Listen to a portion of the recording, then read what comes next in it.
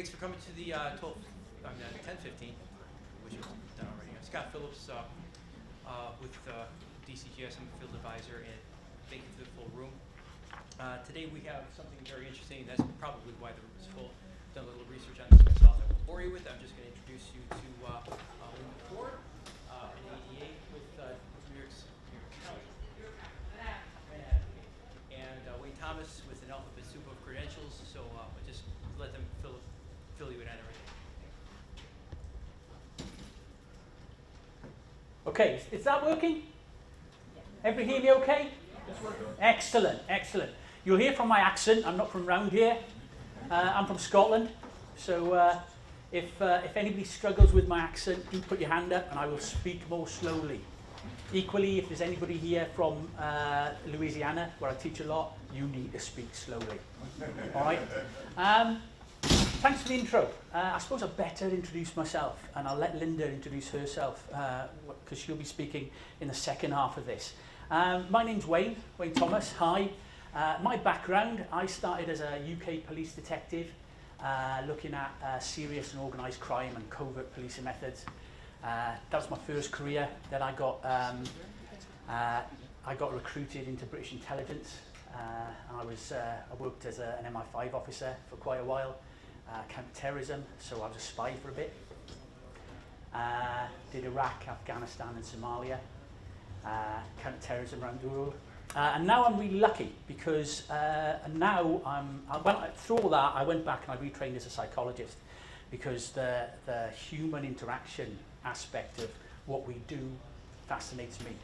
So when I'm not teaching this stuff, I do research on the social and cognitive aspects of human interaction, particularly those involved in things like law enforcement or any sort of justice system. So I'm quite lucky to do what I do. I really enjoy it. What we're going to talk about today is we're going to talk about how to gain cooperation from people. And it's that idea of, I always call it gaining cooperation rather than overcoming resistance. The reason being is because when people in the past have talked about talking to victims, witnesses and suspects, they've always concentrated on making somebody cooperate, overcoming their resistance. That's the wrong, from a psychological point of view, that's a wrong way to look at it. And I'll explain why in a moment.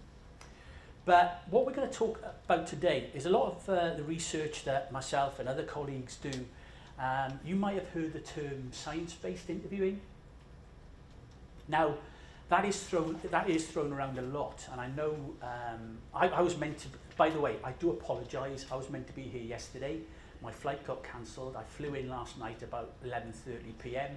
I am jet lagged out of my tiny mind. So if I fade halfway through, nudge me, all right? But I understand somebody said the other day, well, in one of their presentations, what is science-based interviewing? What does it mean? Well, what it means is it is based on science, and a definition of it is very simple. Everything that we talk about in that sphere, although we talk about interviewing, and people always say it's just about it, it's not. It is one human being talking to another human being. And they call it an interview because it happens in a special room. All right? But actually, it's just a science of human communication. One human being talking to another human being. So it doesn't matter if that person is a victim, a witness, or a suspect.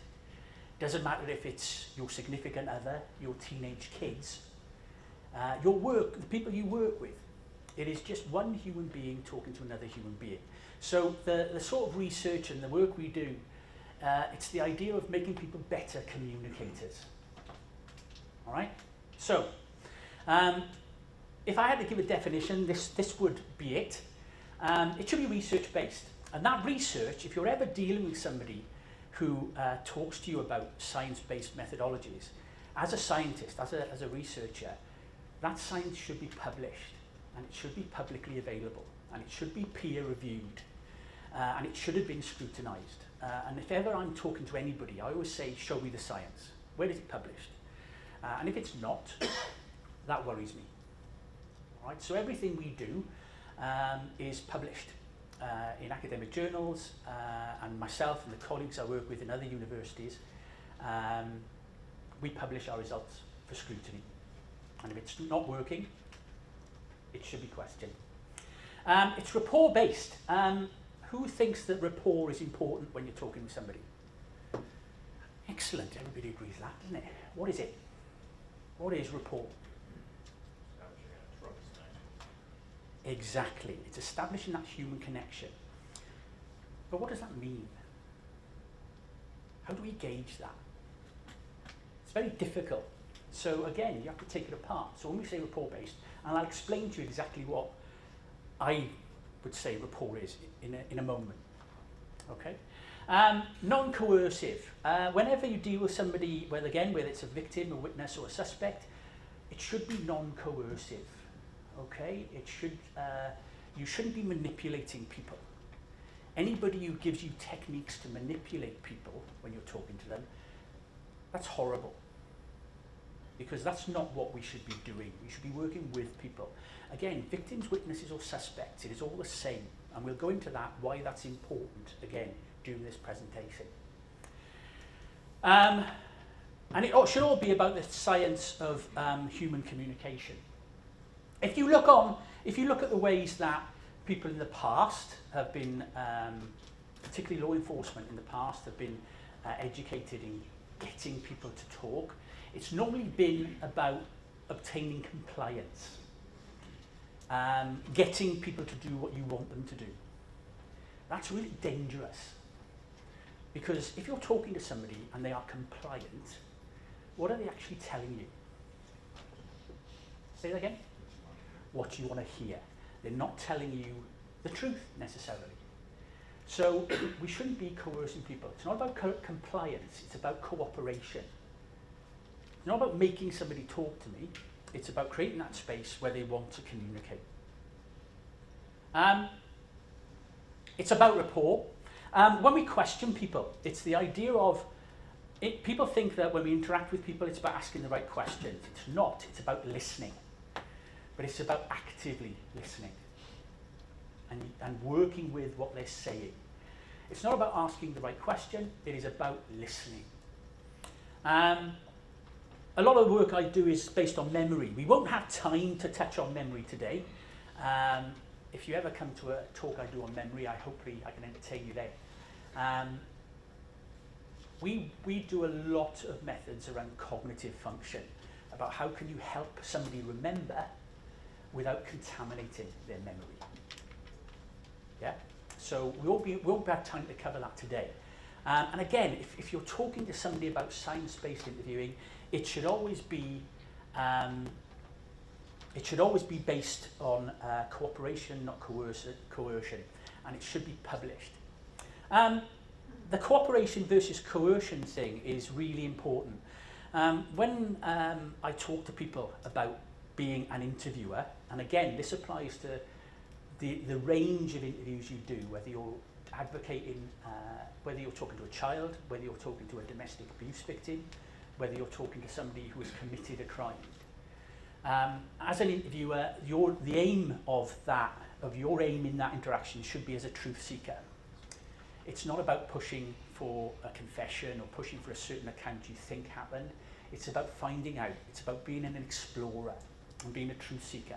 The problem is if you go in there with the idea of coercing somebody and pushing them, there are some really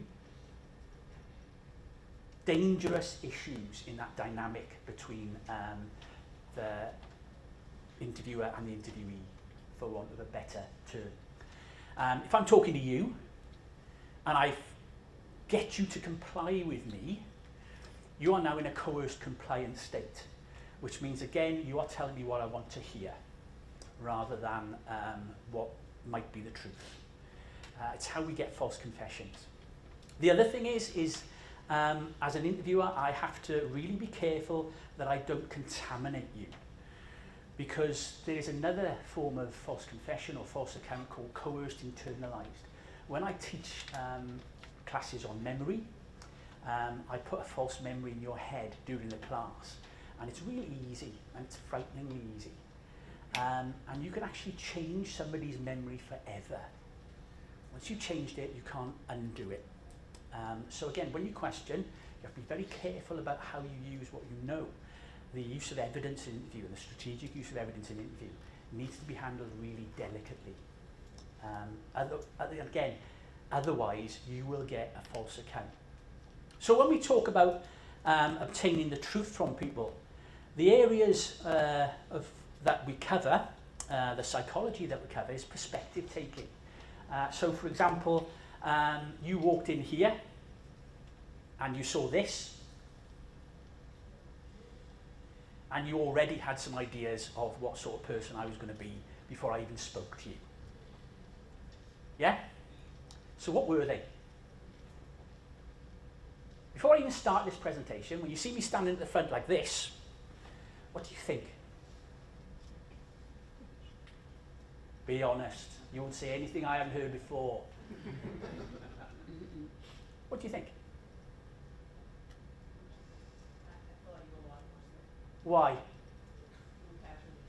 Yeah, casually dressed. I never wear a suit. If I wear a suit, it looks like I stole it. Yeah. This is as smart as I get. If you look at my picture in the bio, it is me wearing a suit, and you can see by the length of my beard how long ago that photograph was taken. Yeah. What else?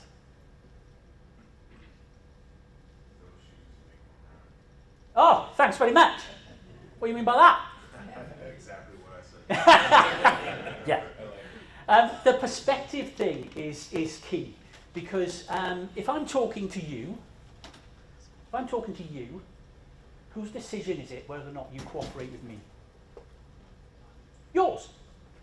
So when we talk about interacting with people, again, victims, witnesses or suspects, if you can use the skills we teach to see it from their perspective and work with that, because you will make your decision about how you interact with me right now based on your impression of me and your life experience. People who you've met that look like me, people from Scotland, what you've heard, da-da-da-da-da-da-da-da. Yeah? And the chances of me of changing that framework in an interview are zero. So I need to work with it. So that's what we mean by perspective taking. That's the start of it all. Behaviour. How do we coordinate our behaviour with people?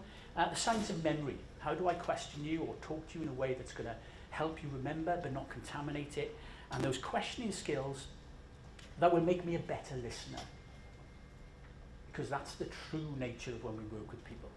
So that's what some of these things we're going to look at today and how we do this. Why don't people cooperate? When you look at the reasons why people don't cooperate, there are multitudinous. Like I said, I work with the Applied Cognition Lab in Portsmouth University. I also work with Carleton University in Canada. And in Portsmouth, we did a project on why people don't cooperate. And as part of that, we started to log the reasons why people don't cooperate. And once you get up to above 100, and you realise you can't do that, because each of those reasons needs a different approach, you're better off classifying it. So the three main reasons why people don't cooperate are, number one, it could be cognitive. Sometimes people will say, I don't remember, and they genuinely don't remember. And that's a legitimate response. When you're talking to somebody, you talk to a witness and you ask them if they don't remember, if you know about the nature of memory, that can happen quite a lot. And there are methods that you can use to work with people's memory, like self-generated cues, various tasks we designed to help them with that. I won't have time to address that today because I've only got an hour. I've got 40 minutes because I'm going to hand over to Linda. But a big part of what we do is about how to work with memory on that cognitive side. The other two things I am going to talk about today, very briefly, are the social and motivational reasons why people don't cooperate. So, for example, motivational, why should I talk to you? What is there for me in this interaction? What are the dangers? What are the advantages of talking to you? That's motivation. How do we work with people's motivations? And what we do is we find out what their motivations are and we align them with talking with us. I'll give you an example of that later. And finally, the social aspect, okay? So, for example, and the social aspect is about the interaction between you and I. Okay, so the idea of a dynamic between you and I. So motivational is your internal motivation as a person. Why should I cooperate with you? The social motivation, or sorry, the social issue is our relationship right? Is the way I'm interacting with you correct? So it's that idea of how should that relationship be shaped in order to make you comfortable to talk to me. When we teach these skills, this is the framework we use. And it is a framework. Anybody that talks to you about human interaction or interviewing and they give you a checklist, it's nonsense. Okay? Anybody who teaches how to interact with somebody and says, do this, do this, do this, do this, human communication is far too messy for that. Human communication is fascinating, but it's far too messy for that. So, for example, I could be talking to you, and I could be doing something about the way I communicate that works really well. I could do exactly the same with you, and it goes down like a burning spitfire. All right? Does that translate? Burning spit? Yeah. And the reason is because you're talking to a different person. So the way to look at interacting with human beings is to have a framework of human behaviour within which you can make educated decisions. And that's what we try and teach. That's how you should approach human behaviour. Understand the science behind it, and then within that framework, make an educated decision about what you do next. It's not a checklist. It doesn't work like that. So, when we talk about victims,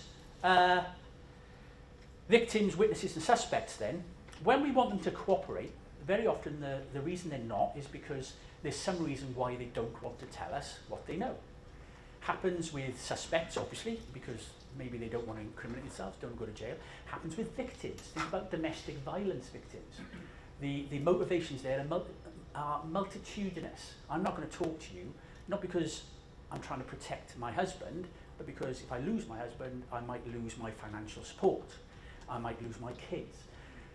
Domestic violence is fascinating in terms of the motivations involved. Yeah, it's fascinating.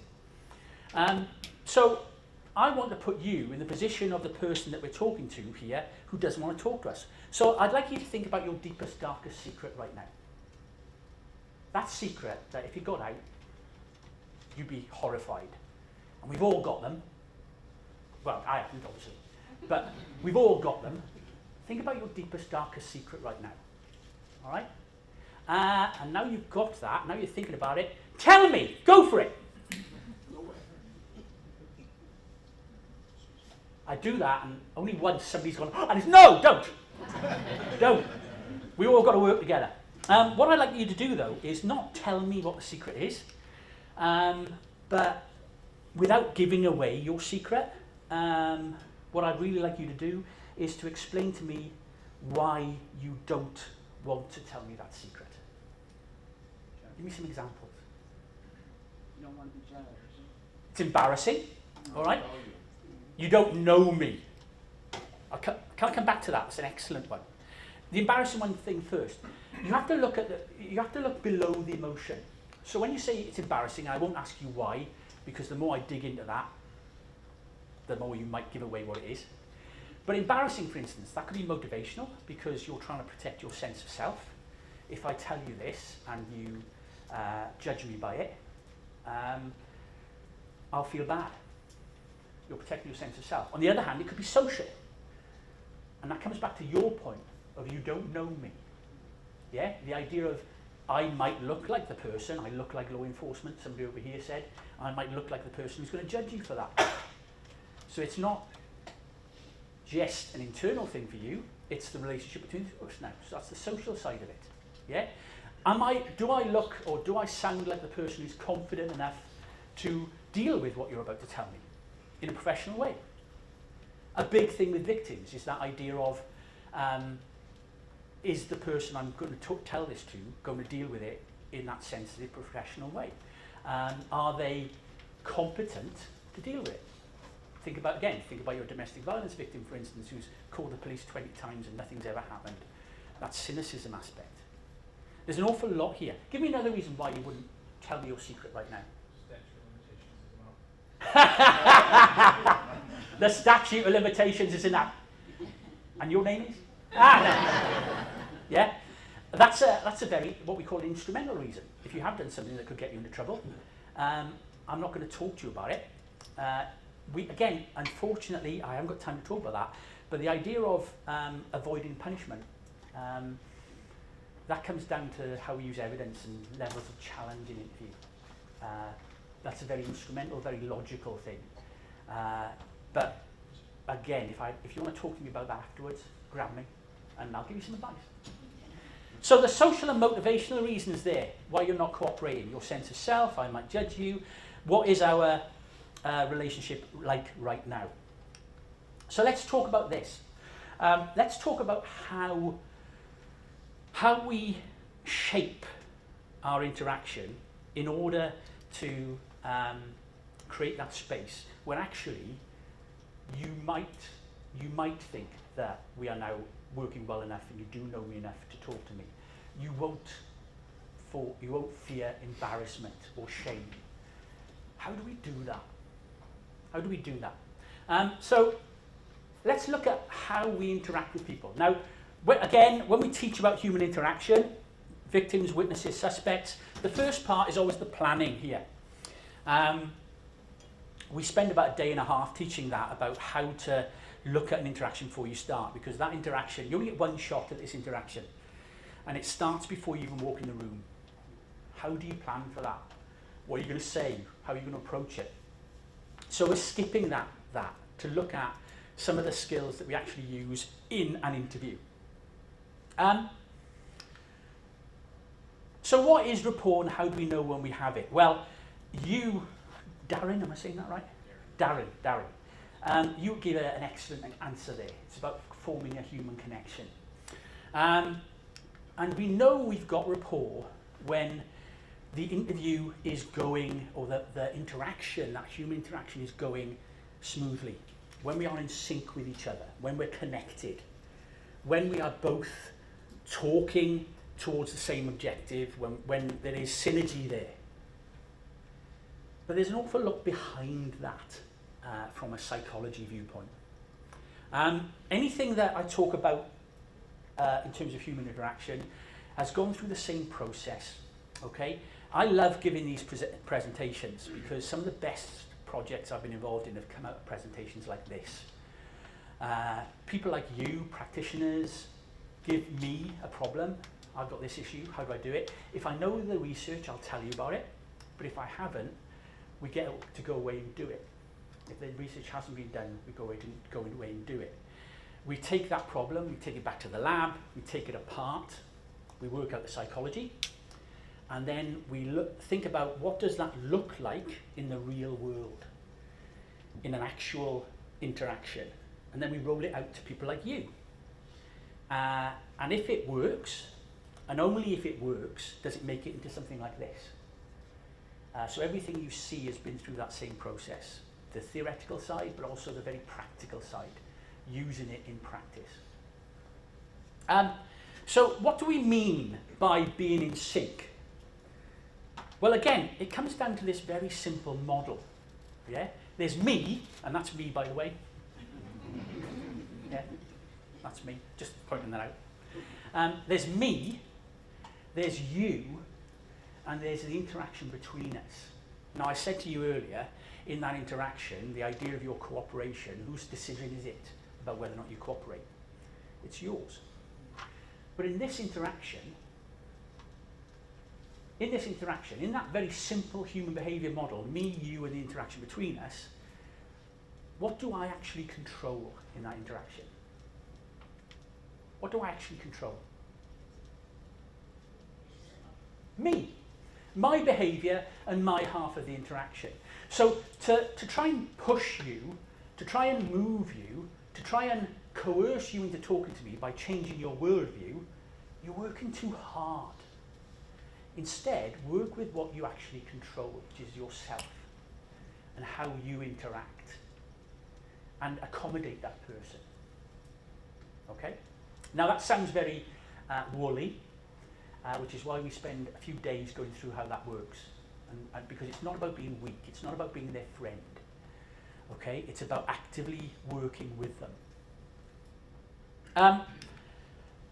The model we're going to look at is one of the models that we use when we look about human interaction. This came out of research out of Liverpool University by the Lawrence and Emily Allison. There are two parts to this model. The first one is the HERE principles, and the one below that is the interpersonal behaviour wheels. This is an excellent piece of research done by Lawrence and Emily. The idea being is how do we use the skills that we can learn through psychology to build that rapport in a non-coercive way that will aid our communication.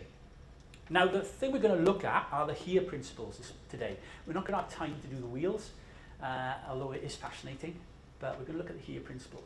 The reason I'm doing the HERE principles is because we did a project a while back, and of all the things that we teach on our interaction course, the HERE principles came out on top.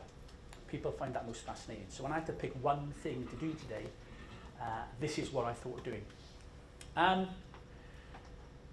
When you interact with somebody, your entire approach has to be built on the following principles: honesty, empathy, evocation, autonomy, adaptation, and reflection. Now, this looks like a list, but it is not a list.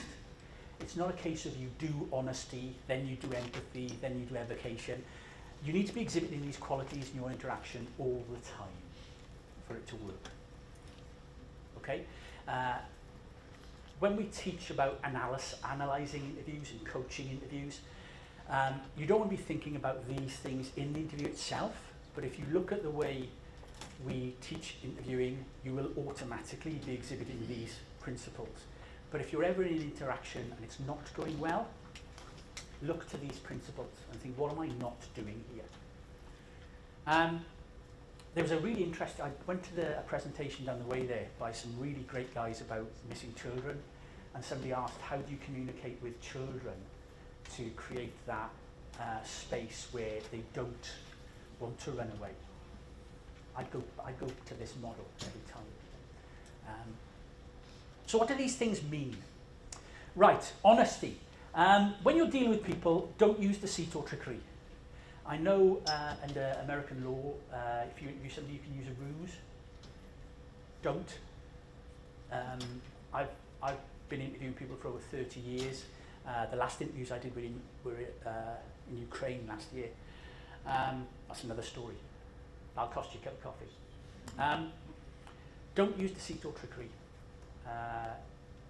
People don't like it, and it's a small win, but a huge loss, because the person that you deceive will never talk to you again, and also they'll tell all their friends what you did to them, and it affects the community's view of law enforcement and interacting with authority.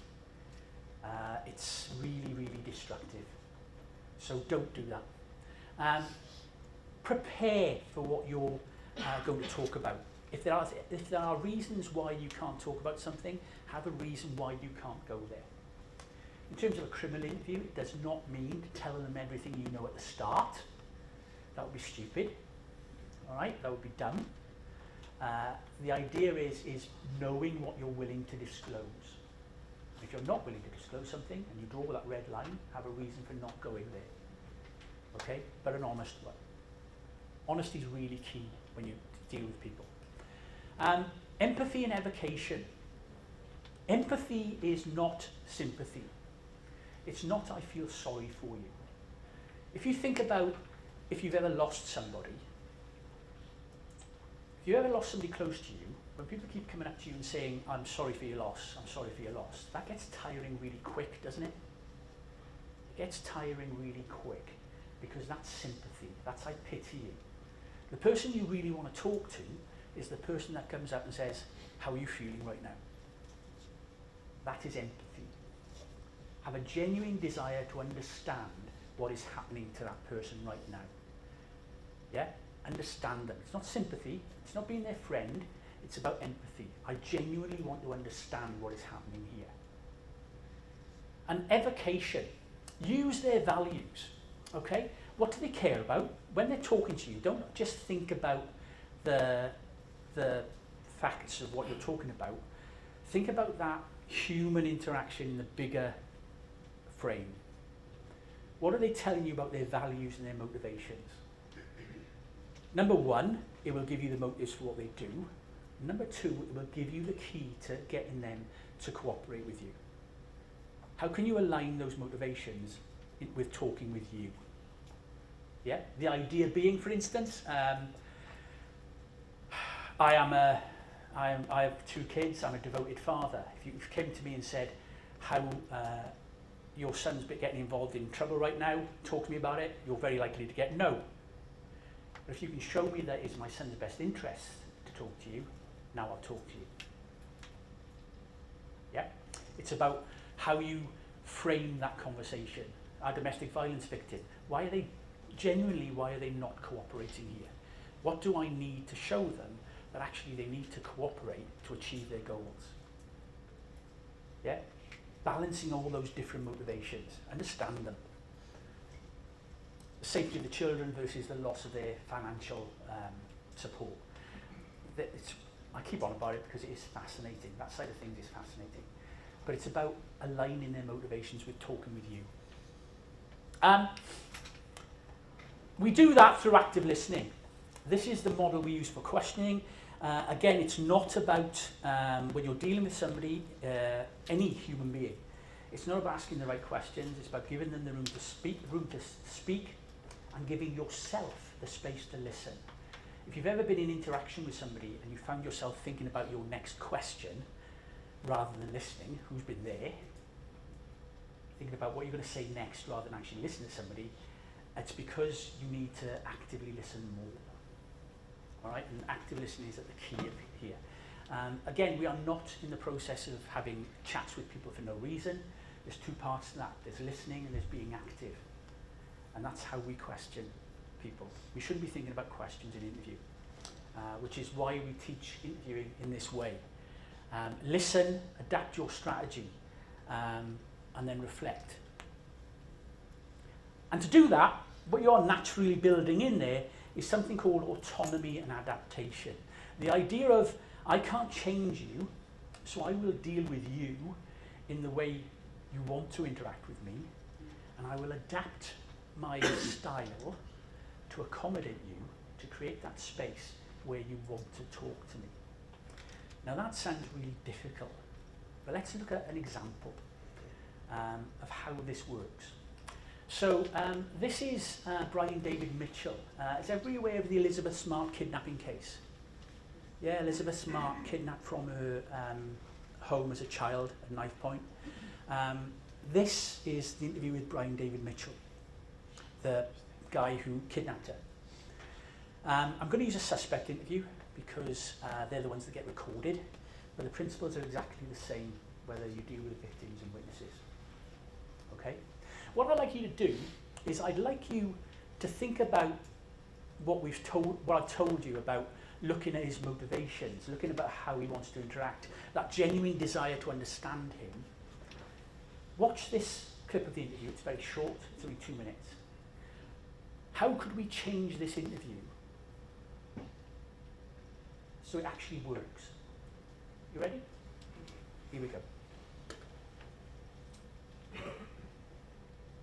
You, that I am who I say I am. Emmanuel David Isaiah, the servant of the Lord.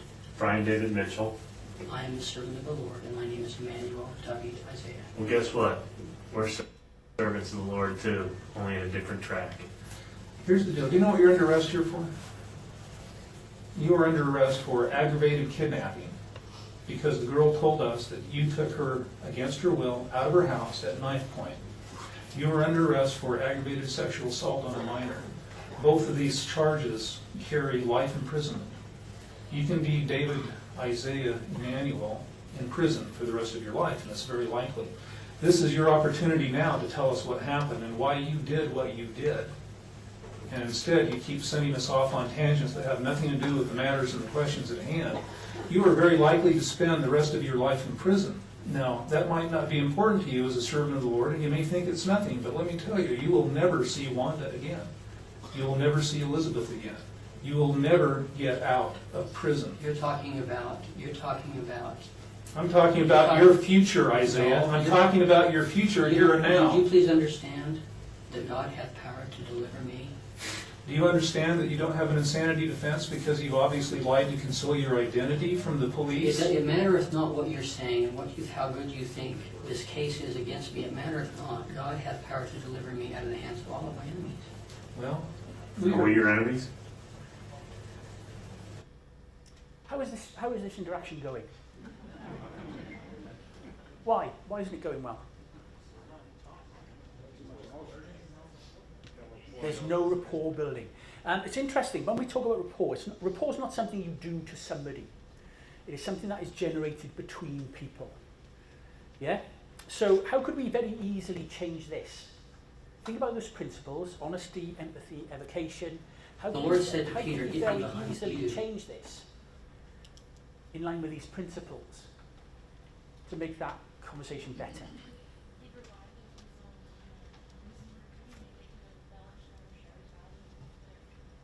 Yes, excellent.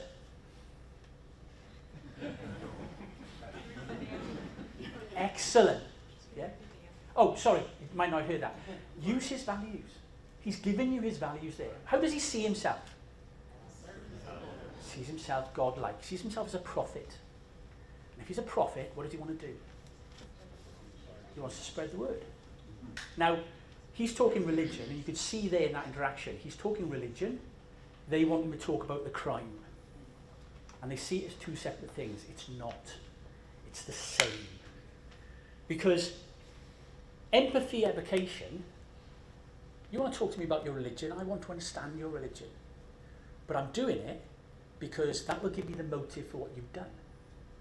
And also while I'm talking to you, everything you say, I will be active in directing the conversation.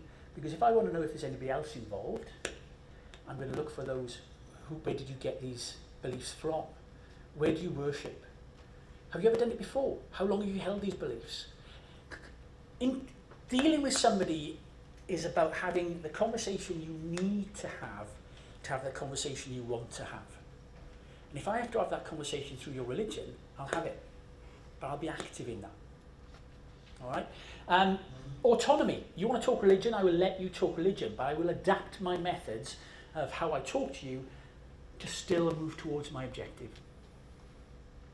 So you can see it, using this example, the sorts of things we're talking about. Now these are skills that need to be developed and learned, but it's very easy to learn them.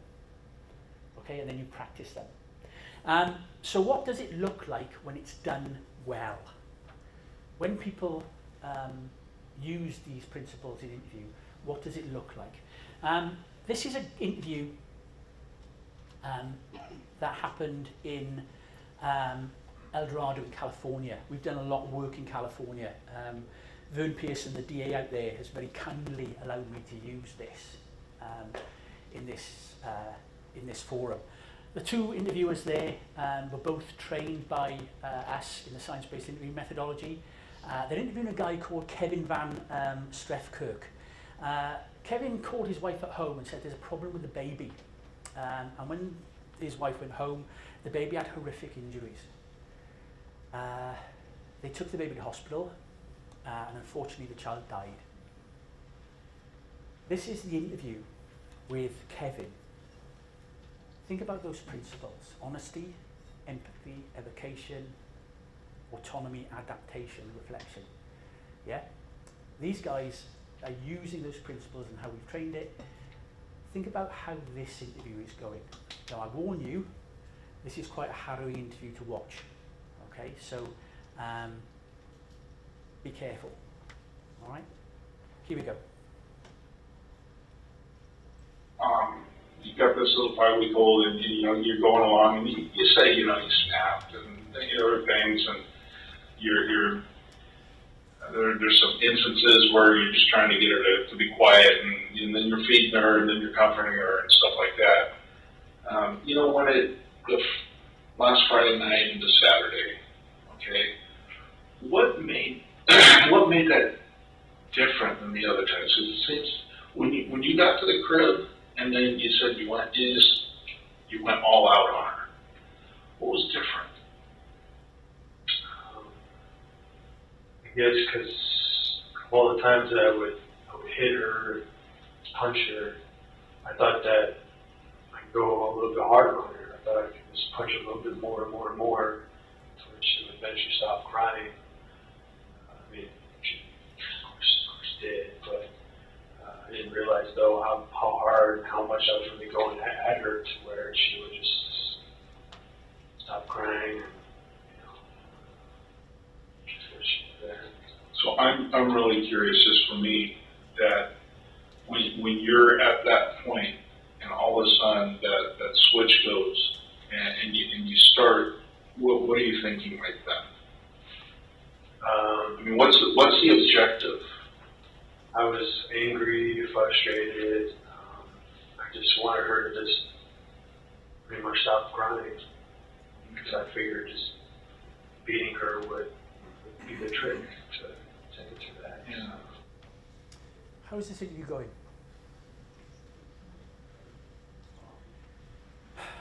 Honesty. Yeah, there's no trickery here. It's not a case of I'm trying to get you to talk to me. We're being frank and forthright with what we're talking about. Empathy. How many times did he ask, I'm really interested in, I want to understand. There's no attempting to explain away what he's done. It's that understanding. Yeah? Creating the space where you're happy to talk to me. You don't know me. What you find is if you take this approach in an interview, and it does take a lot of teaching, the idea that it creates that space where now you will be happy to talk to me. Yeah? Kevin Van Strefskirk beat his child to death. He's talking about something that's horrific. But he's willing to talk because throughout the interview was built up a space where he's not going to be judged. They're being honest with him and they are showing that genuine need to understand. Right? It looks different for different people. That's what it looks like in this case. We've been doing this with a lot of areas in the US. Baton Rouge at the moment, in California, you have to, if you're going to get a case prosecuted, the only type of interviewing that is certified by State Post now is this.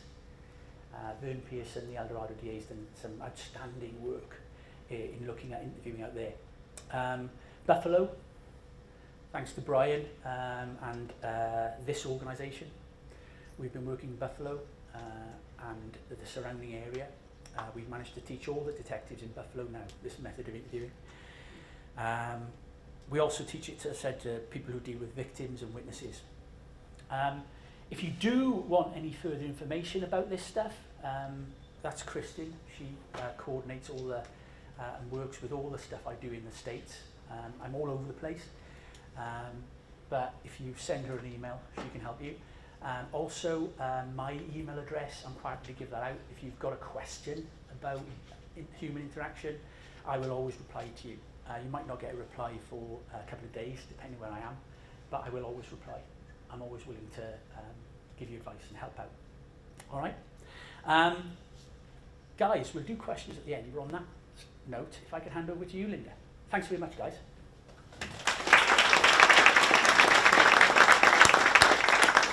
Thank you, Wade. So my name's Linda. I'm Linda Ford from the Manhattan DA's office.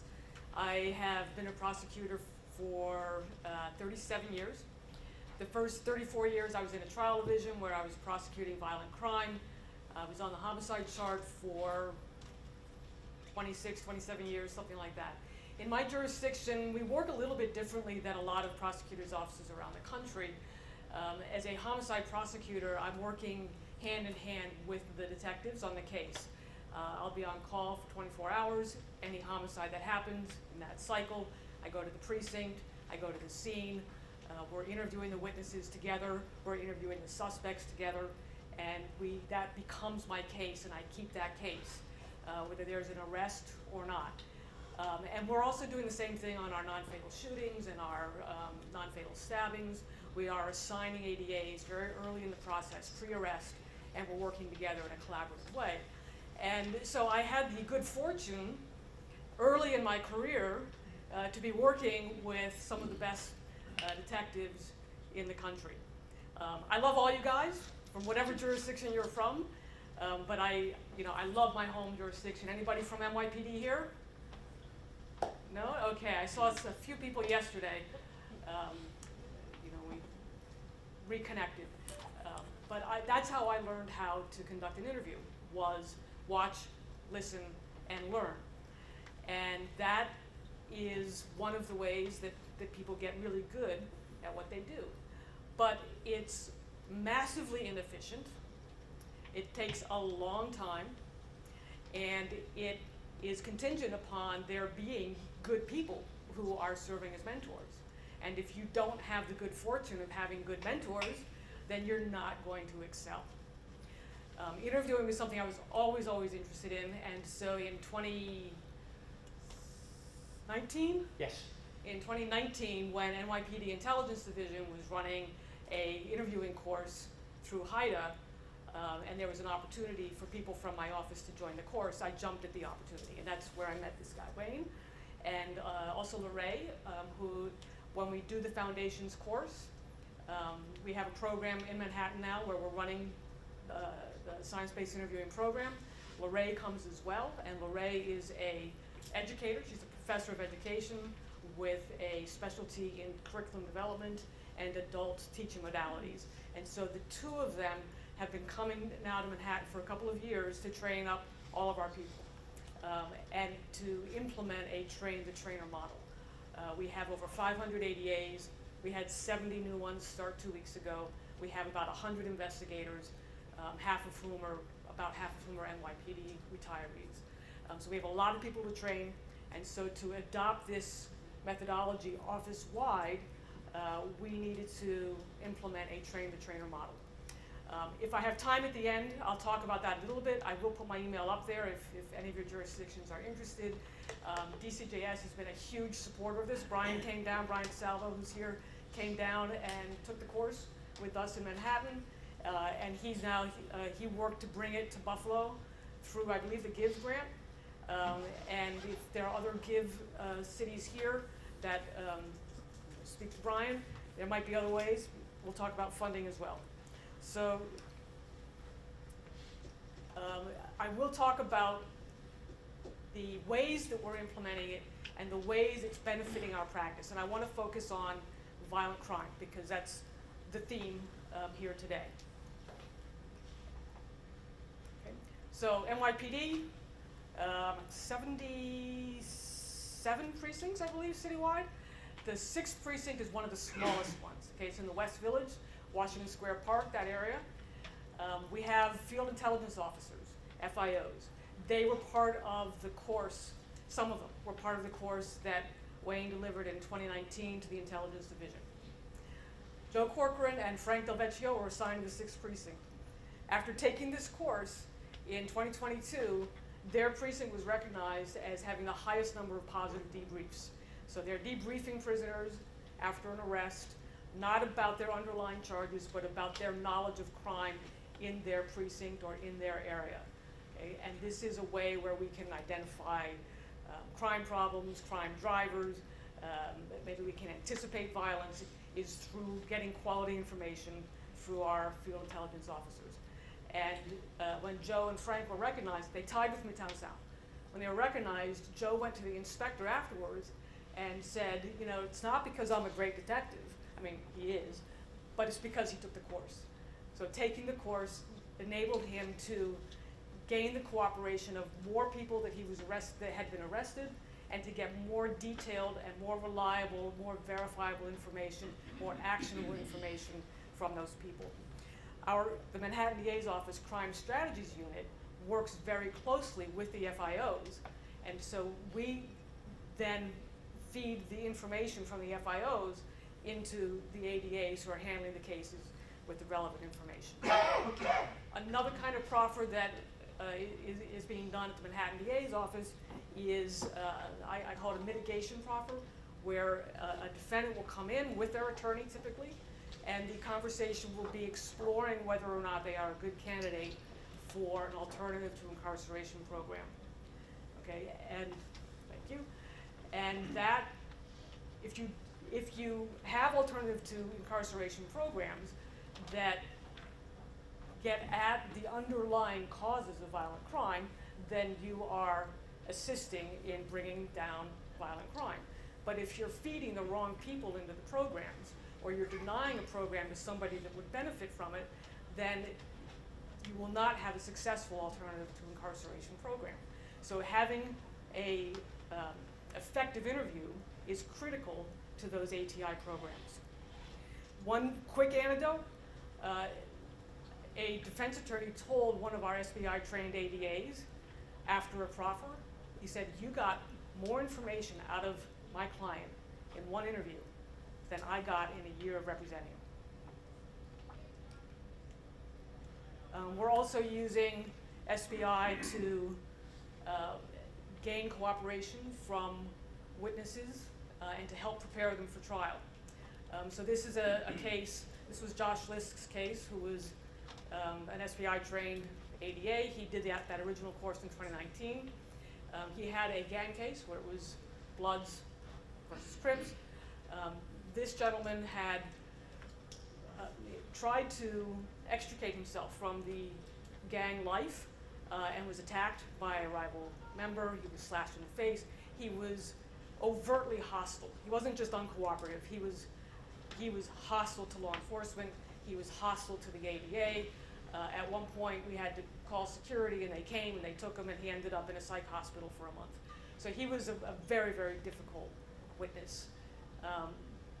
But he would engage with our witness advocates who were helping him get compensation for his medical bills and get that paid for.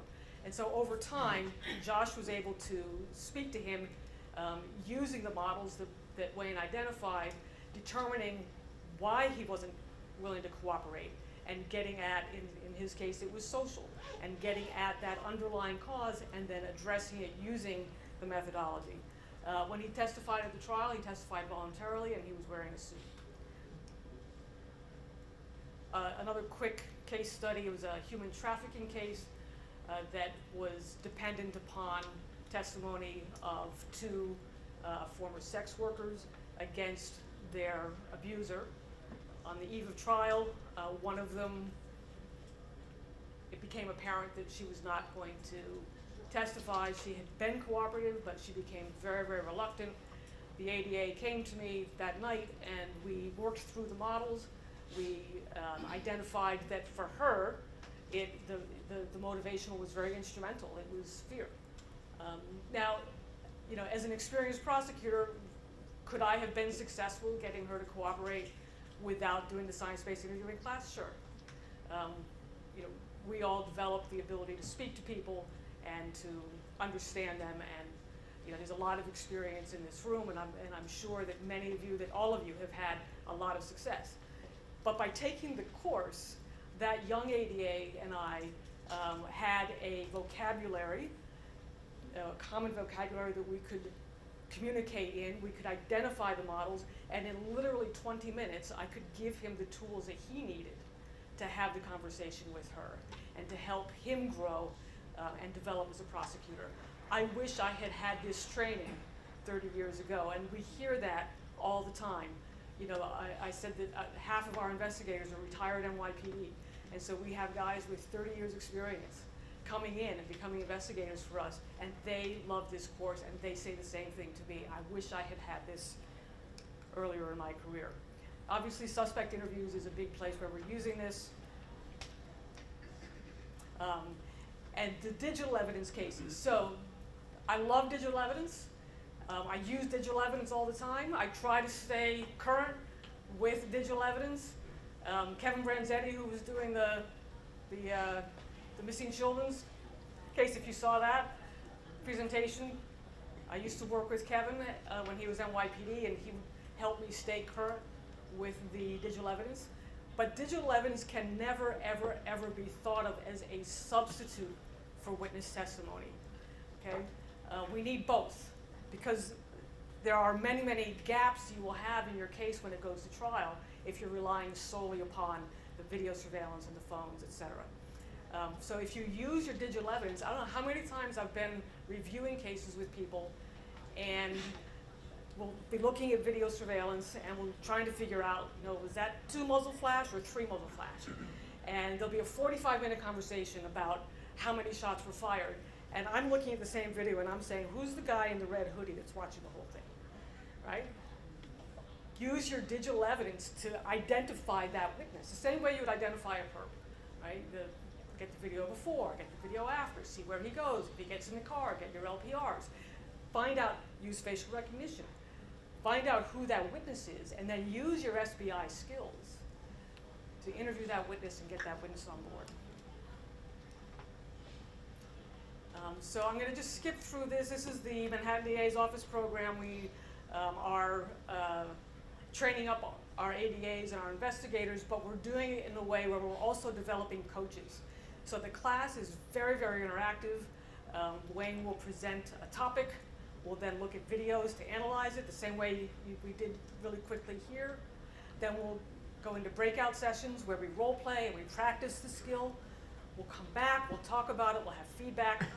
And the small group sessions are facilitated by people who have been through the course and have worked with Lorraine on a teaching modality. So Brian, for example, is an SBI coach. He's coached up in Buffalo. Anyone from Buffalo here? Buffalo detectives? Hi, Buffalo. Yeah, I think every Buffalo detective is now trained in SBI. And so Brian and I were up there with Wayne and Lorraine. They now have their own coaches. So as people get promoted or transferred into the detective bureau, they will be teaching the case themselves. Within the coaches, we have separate tiers. Tier 3, Tier 2, Tier 1. The Tier 1 people are the ones that are going to become our instructors, and we've got about 30 in Manhattan at this point. How to pay for it? It's just human communication. So asset forfeiture money is always a good place. Grant money, like any grant that you have or that you want to get, there is a way to discuss human communication. So whether it's a cold case grant or special victims or gun violence, any type of criminal white-collar crime, we need to speak to each other, we need to speak to people, and so SBI can fit very nicely into a lot of the grants. DCJS, like I said, has been a big supporter. If you are lobbying, if you're an executive here or you're in the lobby or the legislative part of your office, if you are lobbying for funding, if there is legislation pending, as there is in New York, that would prohibit the use of deception, the use of ruse in interviews, tie a request for funding to that legislation, because we need to be retrained. If we're going to change the way we interview people, that would require retraining. Very, very positive feedback from some of our most senior people across the board.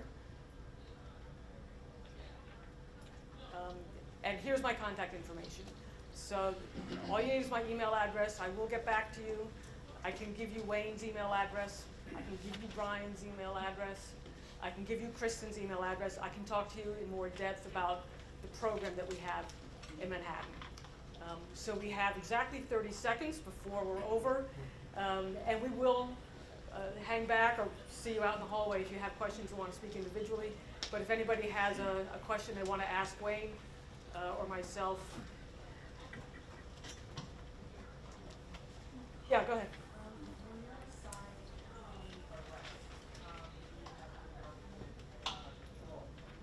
Yes, so the question is, when we are assigned to a case as an ABA, pre-arrest, do we ever work with parole? And yeah, we certainly do. Thank you.